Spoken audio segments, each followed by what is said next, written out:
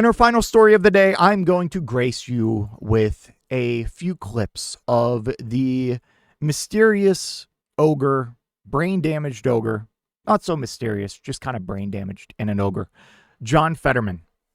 He's been on a roll lately and giving us a masterclass on how to ride Trump's meat until his legs are quivering.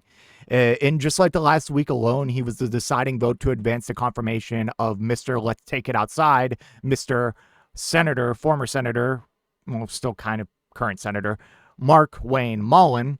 And in the clip we're about to watch, one of the clips we're about to watch, he talks about how Democrats are governed by TDS, Trump Derangement Syndrome. And he also voted alongside Republicans twice to kill the War Powers Resolution to end the war in Iran. This dude went from a progressive figure that people, I remember back at the time, that people were even floating him as like the next Bernie Sanders. Then he got a stroke, suffered brain damage, and then became a full-on Republican. You can't make it up. You quite literally cannot make this shit up. So I have a few videos that we're going to watch that we are going to suffer through together. Let's watch this first one. And then we're also going to read some Fox News comments because that's always fun. Who do you think leads the Democratic Party today? Oh, we don't have one. I think the TDS, I think that's the leader right now. You know, right now our party is governed by the TDS, and now it's made it virtually impossible without being punished as a Democrat to agree something's good. Or I agree with the other side. What do you mean? Okay, you know what you're agreeing with the other side on? You're agreeing with them in their unlimited support for a genocide in Israel. You're agreeing with them on their illegal and offensive war in Iran. You're agreeing with them that ICE is a moral entity and doing good work on the ground and keeping our streets safe. What is happening here? Like, am I missing something? Maybe I do have TDS.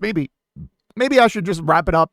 Just pack this show up. Maybe I should just go to a shrink or something and get my head checked. Maybe I'm the one that's crazy here. All right, I have another clip on John Fetterman, and this time he is joined by Sean Hannity, Chief Trump meat rider. Let's go ahead and watch this. The untold story. The untold story is, so I walked up to you and I said, Senator, very nice to meet you. I said, you should hate me. I'm an and I don't know if you remember that part. I said, because by that time I'd begun to realize I had you all wrong. Everything I thought about you, and I really believed it, was wrong. That's the truth about today now. And when you actually have a chance to sit down and have conversations, that's why I'm always committed to doing that and sit down. And I don't have grudges, or I to have these conversations. You don't have grudges? Bro, you have a grudge against basic human rights. You are a genocidal monster. You somehow went from like a progressive superstar to a MAGA Kool-Aid drinking Republican. I'd ask how did that happen, but we know how it happened. He had a stroke and got brain damage and became a Republican. That's crazy. Okay, another clip here. Last one we'll watch, fortunately. You had a pretty severe stroke. This was not a... Yeah, no well, kidding. My heart stopped. Wow. And there was kind of touch and go at that time. Wow. And now thankfully I've made a full recovery, actually better. But then sometimes I use, right now I use captioning to make sure exactly thing when I'm having very specific. But you're mostly looking at me. You're not looking too much at that. Yeah, no, it's like that's the thing. So thankfully, I mean, that stroke could have ended me, or it could have take my ability to speak or to move or for anything. So something that that was so severe. The fact I'm so grateful to be back here. And then that's kind of why I'm like, I don't hang on to any of the negativity and for a lot of it. And that's why, and that's where I'm at. I'm always happy to have conversations with people. And that's why as things get more and more you know, angry and more polarizing. It's like, I'm not going to be part of that.